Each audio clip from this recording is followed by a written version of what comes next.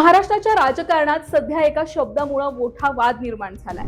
बीड जिल्ह्याच्या दौऱ्यानंतर राज्याच्या उपमुख्यमंत्री सुनेत्रा पवार यांच्यावर काँग्रेसनं केलेल्या टीकेमुळे आरोप प्रत्यारोपांची नवी मालिका सुरू झालीये, आंदोलनं सुरू झाली आहेत। बघा, गुंगी गुडिया या शब्दप्रयोगामुळे राजकीय वातावरण तापलेलं आहे। आता हा वाद केवळ एका वक्तव्यापुरता मर्यादित राहिला नाहीये, तर महिला नेतृत्व, पत्रकार स्वातंत्र्य आणि राजकीय सभ्यता इथपर्यंत हा वाद येऊन पोहोचलाय।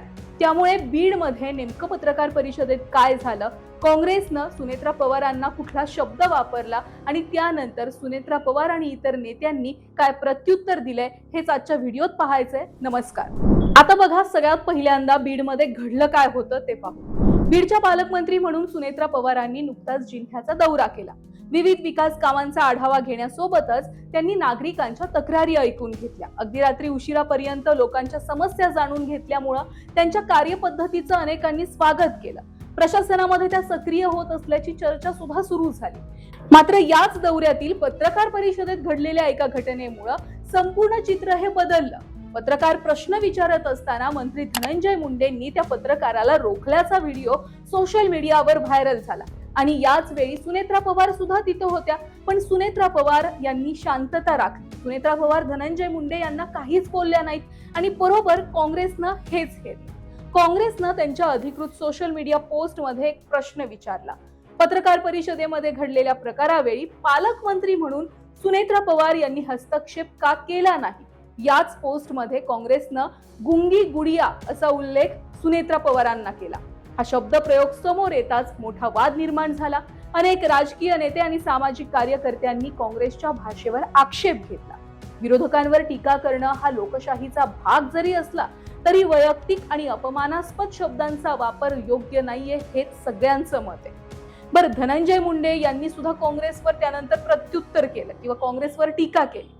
त्यांच्या मते राज्याच्या महिला उपमुख्यमंत्र्यांबाबत अशा प्रकारची भाषा वापरणं अयोग्य आहे। मुंडेंनी काँग्रेसच्या टीकेची तुलना माजी पंतप्रधान इंदिरा गांधी यांच्या काळाशी केली। इंदिरा गांधी यांना सुद्धा एकेकाळी गुंगी गुडिया म्हटलं जात होतं, पण पुन्हा त्यांनी आपल्या नेतृत्वामधून टीकाकारांना उत्तर दिलं, अशी आठवण यावेळी मुंडेंनी करून दिली। दरम्यान सामाजिक कार्यकर्त्या अंजली दमानिया यांनी सुद्धा काँग्रेसच्या शब्दप्रयोगावर नाराजी व्यक्त केली।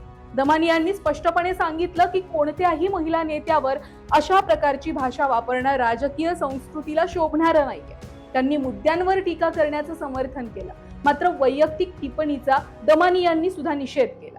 आता बघा, या वादाची दुसरी बाजू सुद्धा तेवढीच महत्वाची आहे। काँग्रेसनं वापरलेली भाषा चुकीचीच आहे, हे सगळ्यांना मान्य आहे, पण काँग्रेसनं उपस्थित केलेला प्रश्न योग्य होता। पत्रकार परिषदेत पत्रकाराला प्रश्न विचारण्यापासून रोखलं जात असताना सुनेत्रा पवारांनी हस्तक्षेप करायला हवा होता, पण त्यांनी तो केला नाही। दादांच्या स्टाईल मध्ये सुनेत्रा पवारांनी तिथल्या तिथं धनंजय मुंडेंना झापणं आवश्यक होतं, असं सध्या तरी बीड मधल्या स्थानिकांचं म्हणणं आहे आणि पत्रकारांचं म्हणणं आहे। पण कसं आहे, मुद्दा हा आहे की सुनेत्रा पवार यांचा स्वभाव शांत आणि संयमी आहे, त्यामुळे त्यांना सक्रिय राजकारणात येऊन फार काळ सुद्धा झालेला नाहीये। अशा प्रसंगांचा अनुभव त्यांना कमी आहे। याच प्रसंगांचा अनुभव घेऊन त्या पुढच्या काळात अधिक परिपक्व होतील आणि कठोर होतील, असं आता बोललं जात आहे। बरं, या संपूर्ण प्रकरणामधून एक गोष्ट स्पष्ट होते, लोकशाहीमध्ये विरोधकांनी सरकारवर प्रश्न उपस्थित करणं हे आवश्यक आहे।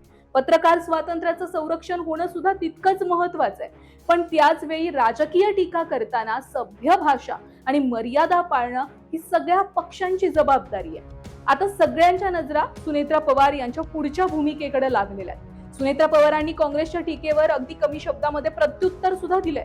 सुनेत्रा पवार म्हणाल्यात की योग्य वेळी चोख उत्तर देऊ, पण आता ही योग्य वेळ नेमकी कधी येणार आहे हे काळच ठरवेल। पण भविष्यात अशा प्रसंगांमध्ये सुनेत्रा पवार अधिक ठामपणे भूमिका घेतात का, पत्रकार स्वातंत्र्य आणि प्रशासनातील शिस्त याबाबत स्पष्ट संदेश देतात का, यावर त्यांच्या नेतृत्वाची पुढची प्रतिमा मोठ्या प्रमाणावर अवलंबून असणार आहे।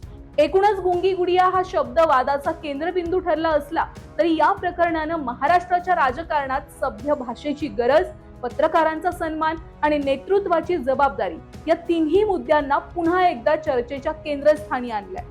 बाकी तुम्हाला या संपूर्ण प्रकरणावर काय वाटतंय? काँग्रेसनं वापरलेला हा शब्द हा खरोखर योग्य आहे का, की इथं सुनेत्रा पवारच चुकल्या? तुमची प्रतिक्रिया कमेंटमध्ये नक्की कळवा।